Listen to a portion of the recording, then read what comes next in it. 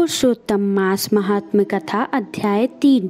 गुरु ब्रह्मा गुरु विष्णु गुरुदेवो महेश्वरा गुरु साक्षात पर ब्रह्म तस्मै श्री गुरुवे नमः।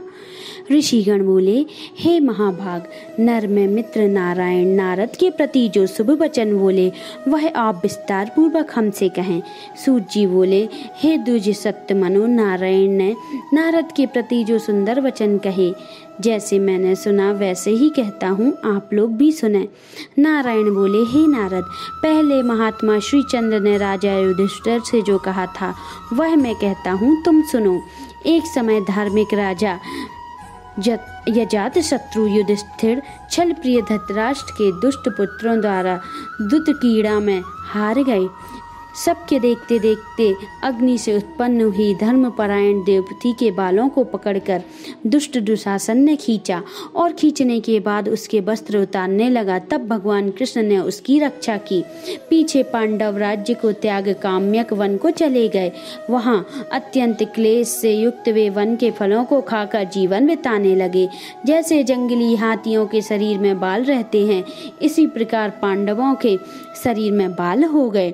इस प्रकार दुखित पांडवों को देखने के लिए भगवान देवकी सुत मुनियों के साथ काम्यक वन गए। वहाँ भगवान को देखकर मृत शरीर में पुनः प्राण आ जाने की तरह युधिष्ठिर, भीमसेन, अर्जुन आदि प्रेम विलय होकर सहसा उठ खड़े हुए और प्रति श्री कृष्ण के गले लगे और भगवान कृष्ण के चरण कमलों में भक्ति से नमस्कार करने लगे। द्रौपदी ने भी धीरे धीरे वहां आकर आलस्य रहित होकर भगवान को शीघ्र नमन किया। उन दुखित पांडवों को मृग के चर्म के वस्त्रों को पहने देख और समस्त शरीर में धूल लगी हुई, रूखा शरीर, चारों तरफ बाल बिखरे हुए, द्रौपदी को भी उसी प्रकार दुर्बल शरीर वाली और दुखों से घुरी हुई देख, इस तरह दुखित पांडवों को देखकर वे अत्यंत दुखी हुए। भक्त वत्सल भगवान धृतराष्ट्र के पुत्रों को जला देने की इच्छा से उन पर क्रुद्ध हुए। विश्व के आत्मा, बाहों में चढ़ाकर गुरेर कर देखने वाले, करोड़ों बाल के कराल मुख की तरह मुख वाले, धधकती हुई पिलाई की अग्नि के समान उठे हुए, आंखों और दांतों के नीचे जोर से दबाकर तीनों लोकों को जला देने की तरह ऐसे उद्धत हुए जैसे श्री सीता के वियोग में सतंत भगवान श्री रामचंद्र को रावण पे जैसा क्रोध आया था। इस प्रकार उस कुंद्र भगवान को देखकर कांपते हुए अर्जुन कृष्ण को प्रसन्न करने के लिए द्रौपदी, धर्मराज और लोगों से भी अनुमोदित होकर शीघ्र ही हाथ जोड़कर उनकी स्तुति करने लगे। अर्जुन बोले, हे कृष्ण, हे जगत के नाथ, हे नाथों के नाथ, मैं जगत के बाहर नहीं हूँ, आप ही जगत की रक्षा करने वाले हो। हे प्रभु, क्या मेरी रक्षा आप ना करेंगे?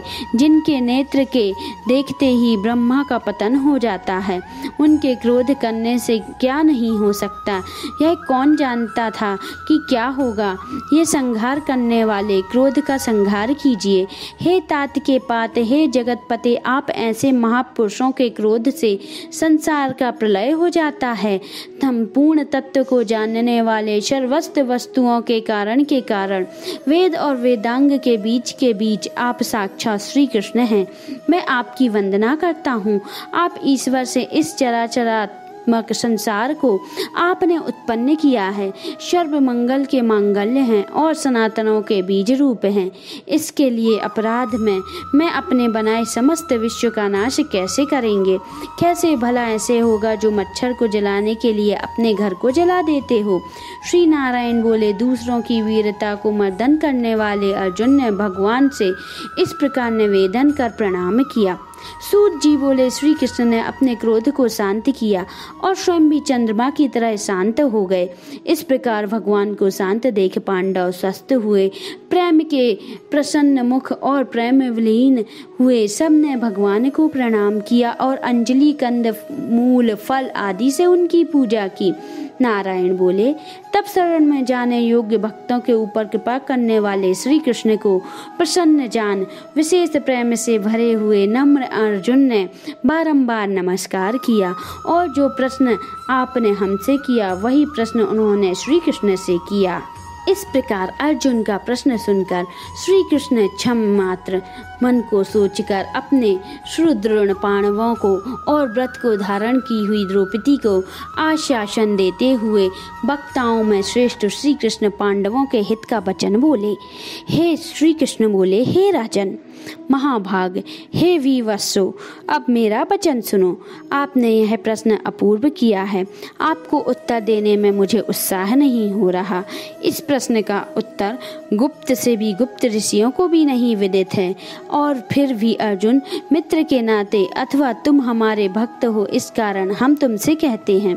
हे सुव्रत, वह उत्तर जो वह अति उग्र है, अतः क्रम से सुनो। चैत्रादि जो 12 मास में इस महीने में दोनों पक्ष घड़ियां प्रहर, त्रिप्रहर, 6 ऋतुएं, मुहूर्त, दक्षिणायन और उत्तरायण, वर्ष चारों युग, इसी प्रकार परार्ध तक जो काल है, यह सब और नदी, समुद्र, ताल, कुएं, बावली, गड़रियां, सोते, लता, औषधियों, वृक्ष, बांस आदि पेड़ वन की औषधियां, नगर, गांव, पर्वत, पुरियां, ये सब मूर्ति वाले हैं और अपने गुणों से पूजे जाते हैं। इनमें कोई अपूर्व व्यक्ति नहीं है। अपने यष्टवात देवता के बिना रहता है। अपने अपने अधिकार में पूजने जाने वाले ये सभी फल देने वाले हैं। अपने अपने अधिध्रष्ट देवताओं को योग्य को महत्यम में ये सब सौभाग्यवान हैं। हे पांडुनंदन, एक समय अधिमास उत्पन्न हुआ। उस उत्पन्न हुए असहाय निंदित मास को सब लोग बोले, यह मलमास सूर्य की संक्रांति से रहित है, अतः पूजने योग्य नहीं है। यह मलमास मल रूप होने से छूने योग्य नहीं है और अशुभ कार्यों में ही होगा, शुभ कार्यों में इसका आग्रम नहीं है। इस प्रकार के वचनों को सुनकर, लोगों के मुख से सुनकर, यह मास निद्र घोर प्रभार रहित दुख से घिरा हुआ, अति खिन्न मन चिंत से ही ग्रस्त मन होकर व्यवस्थित हृदय में मरणासन की तरह हो गया। फिर वह धैर्य धारण कर मेरी शरण में आया।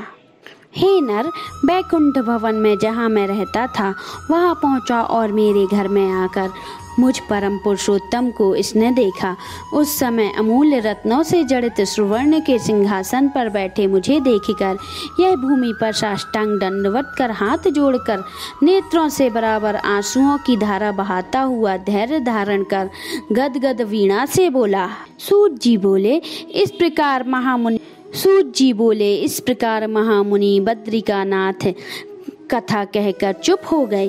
तब नारायण के मुख से कथा सुन भक्तों के ऊपर दया करने वाले नारद मुनि पुनः बोले। नारद बोले, इस प्रकार अपनी पूर्ण कला से विराजमान भगवान विष्णु के निर्मल भवन में जाकर भक्ति द्वारा मिलने वाले जगत के पापों को दूर करने वाले, योगियों को भी शीघ्र न मिलने वाले, जगत को अभय दान देने वाले ब्राह्मण रूप मुकुंद जहाँ पर थे उन चरण कमलों की शरण में आया हुआ अधिमास क्या बोला।